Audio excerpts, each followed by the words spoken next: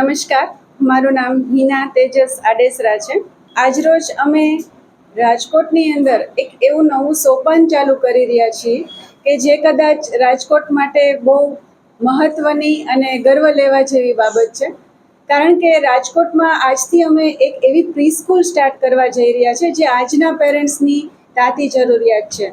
કેમ કે આજે શિક્ષણમાં ખરેખર જે સમન્વયની જરૂર છે એ છે આપણા સંસ્કાર પણ. તો અમે અમારી આઈ ક્યુટ પ્રી સ્કૂલ જે આજે લોન્ચ થઈ રહી છે, જેમાં ઇન્ટરનેશનલ કરિક્યુલમ પણ છે અને સાથે સાથે સંસ્કાર અને આજના બાળકોને જે શીખવાનું છે કે આપણો સમાજ શું છે, આપણી સંસ્કૃતિ શું છે, આપણો મહત્ત્વનો ઇતિહાસ કે જે ખૂબ શૌર્યથી ભરેલો છે, આપણા શૂરવીરો અને આપણો ભવ્ય ભારત દેશ. એ સિવાય અમે દરરોજ કરિક્યુલમની સાથે સાથે એમને યોગાભ્યાસ, મંત્રોચ્ચાર, શ્રીમદ ભાગવદ્ ગીતાનું જ્ઞાન અને સૌથી મહત્ત્વ એવું જનરલ નોલેજ જેના પર અમે ખાસ ભાર મૂકવાના છીએ. અને અમે પોતે એક એવો કોર્સ ડિઝાઇન કરેલો છે કે જેની અંદર બાળકનો સર્વાંગી વિકાસ થાય. પંચકોશ પણ ઉમેરેલું છે અને એ સાથે સાથે આપણા સરકારશ્રી દ્વારા જે નવી શિક્ષણ નીતિ આપણને આપવામાં આવી છે એનું પૂરેપૂરું ધ્યાન રાખીને એક સુંદર મજાની પ્રી સ્કૂલ સ્ટાર્ટ થવા જઈ રહી છે. તો હું દરેકને ખાસ વિનંતી કરીશ કે આપ એક વખત અમારી આ પ્રી સ્કૂલની વિઝિટ જરૂરથી કરજો. અને આ પ્રી સ્કૂલ રાજકોટના રૈયા રોડ પર સ્થિત છે અને ગુજરાતી ઇંગ્લિશ મીડિયમ બંને સાથે ચાલશે. એ સિવાય બાળકો માટે free summer camp, free competitions and hobby centre પણ સ્ટાર્ટ થવા જઈ રહ્યું છે. સો આઈ એમ વેરી પ્રાઉડ કે અમે એક સુંદર મજાની પ્રી સ્કૂલ સ્ટાર્ટ કરીએ છીએ.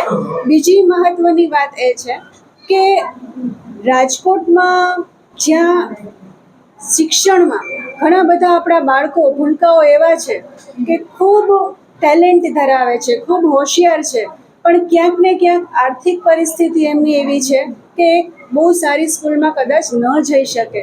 તો અમે આજે નવું સોપાન ચાલુ કરીએ છીએ. એમાં અમારા બાપા બજરંગદાસ બાપાના આશીર્વાદ છે અને એમના જ એક આશીર્વાદના ભાગરૂપે અમે દર વર્ષે 5 એવા જરૂરિયાતમંદ બાળકો છે કે જે હોશિયાર છે, જે ભણવાની તમન્ના ધરાવે છે પણ ફી નથી ભરી શકે એમ, તો અમે એ લોકોની ફી પણ માફ કરી અને એને ભણાવીશું. સ્કૂલમાં દરેક બાળકો માટે એડમિશન ઓપન છે આજથી.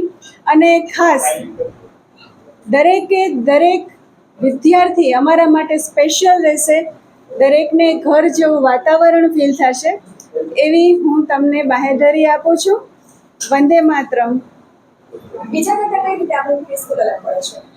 બીજા કરતાં અલગ પડે છે એના 3 અમે પહેલાં રાખ્યા છે કે એક તો બાળકો માટે એક એવું વાતાવરણ છે કે જ્યાં એમને ઘરથી પણ વધારે મજા આવે એવી ડિઝાઇન કરેલો કોર્સ છે.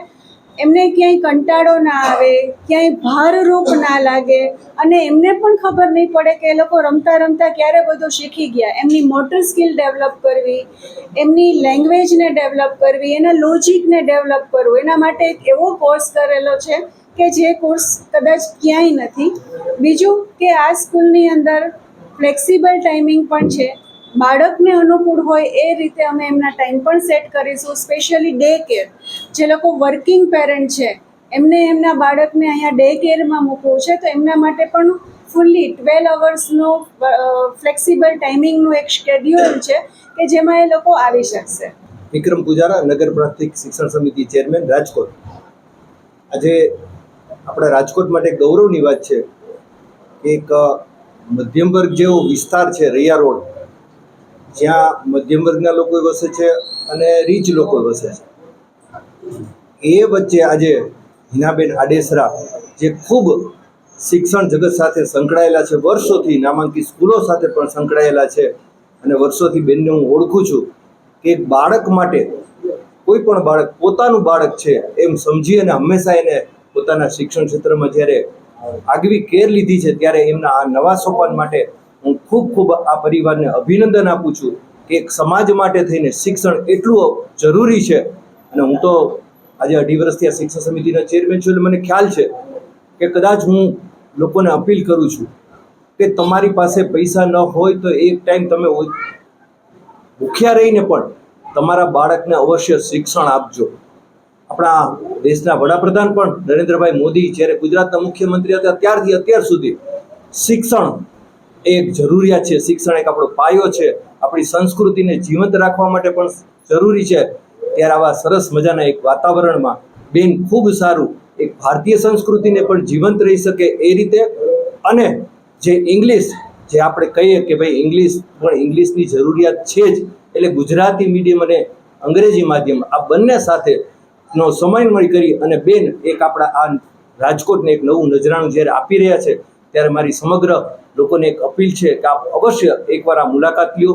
બેનને હું ખૂબ પર્સનલી ઓળખું છું, ખૂબ બાળકો માટે કાયમ ચિંતા કરતા હોય છે, અને સૌથી અગત્યની બાબત એ છે કે બાળક મોટું થયા પછી શિક્ષણ આપવું સહેલું છે, પણ જ્યારે બાળકને તમારે નર્સરીથી આપવું હોય, જ્યારે બાળક સીધો ઘરમાંથી સ્કૂલના વાતાવરણમાં આવતો હોય ત્યારે સ્વાભાવિક છે પહેલાં તો અહીંયા આવવા માટે થઈને ડરતો હોય, ત્યારે એ બાળક અહીંયા હસતો રમતો ભણે એવી બેનને સરસ મજાની નવી સ્કિલ સાથેનું આ વાતાવરણ ઊભું કર્યું છે.